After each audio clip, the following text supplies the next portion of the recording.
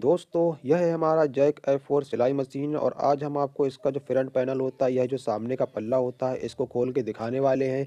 आज हम देखेंगे इस पैनल के अंदर क्या होता है, कौन से पुर्जे होते हैं, कैसे काम करते हैं, क्या सेटिंग्स उनकी होती हैं, सभी कुछ आज हम आपको इस वीडियो में दिखाएंगे। तो वीडियो में दोस्तों बने रहिएगा। सबसे पहले दोस्तों हम ये इसके स्क्रू हैं इनको खोल लेंगे। इसके बाद दोस्तों यहाँ पर हल्का सा धक्का देंगे पेचकस से, तो ये हमारा जो सामने का पैनल है ये अलग हो जाएगा।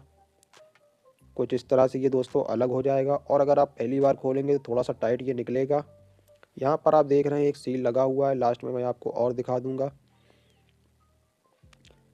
अब आप देखेंगे कुछ इस तरह से अंदर के साइड पर जो हमारे पार्ट्स होते हैं, पुर्जे होते हैं, वो लगे होते हैं। यह दोस्तों हमारा जो फूट होता है, बूट होता है, उसको उठाने के लिए यहाँ पर लगा होता है। यहाँ पर से ये जो कॉटन है इसको हम हटा देते हैं। ये दोस्तों कचड़ा नहीं है, आप इसको कचड़ा मत समझिएगा। अभी मैं बताऊँगा वीडियो के लास्ट में इसका क्या काम होता है। अब आप देखेंगे यहाँ पर जो दोस्तों पार्ट लगे हुए हैं, यहाँ पर जो भी पुर्जे लगे हैं उनका बिल्ड क्वालिटी आप देख सकते हैं। बहुत ही हैवी ड्यूटी और बेस्ट क्वालिटी के पुर्जे दोस्तों यहाँ पर लगे हुए हैं।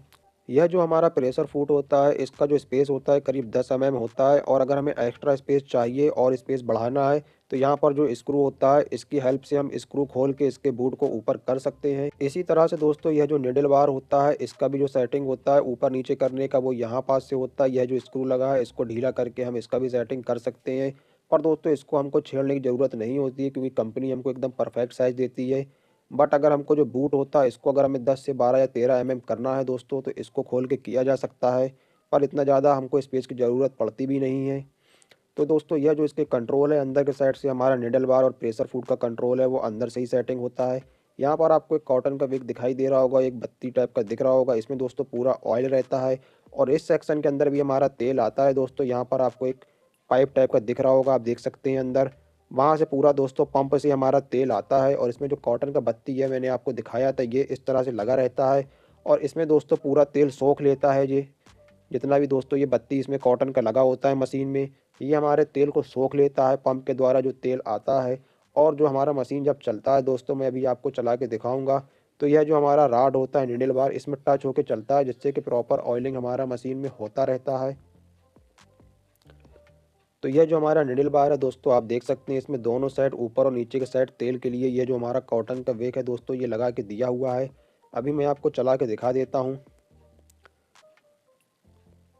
देखिए दोस्तों कुछ इस तरह से हमारा मशीन चलता है और यह जो हमारा रॉड है वो दोनों ऊपर और नीचे के साइड जो हमारा कॉटन का वेग होता है उसमें टच होता जाता है, चलता जाता है। और वो दोस्तों जो हमारा कॉटन का वेग होता है वो हमारा दोस्तों तेल से पूरा गीला रहता है। जो भी हमारे पंप से तेल इसमें कुछ थोड़ा थोड़ा आता है, वो हमारा ये कॉटन का वेग उसको जो है पूरे तेल को सोख लेता है और गीला बना रहता है। तो जो भी मशीन में छोटे पुर्जे होते हैं दोस्तों, उसमें इसी तरीके से तेल जाता है। आपने जब टंकी में तेल डालते हैं देखा होगा, तो उसमें भी 2-3 कॉटन की बत्ती टाइप की लटकी रहती हैं, वो भी तेल को सोख लेती हैं और पुर्जों में पहुंचा देती हैं।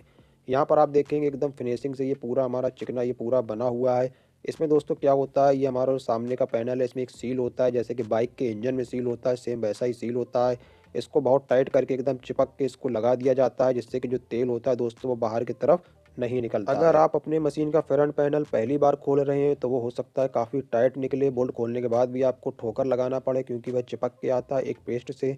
मैं बोलूँगा अगर आपको ज़रूरत नहीं है तो इसको मत खोलिएगा क्योंकि इससे कुछ भी नहीं होता है, इससे कोई भी मशीन की सेटिंग नहीं होती है, ये सिर्फ मैकेनिकों के लिए होता है। दोस्तों अगर सिलाई मशीन से जुड़ा आपका कोई भी क्वेश्चन हो या कोई प्रॉब्लम हो तो आप कमेंट करके पूछ सकते हैं।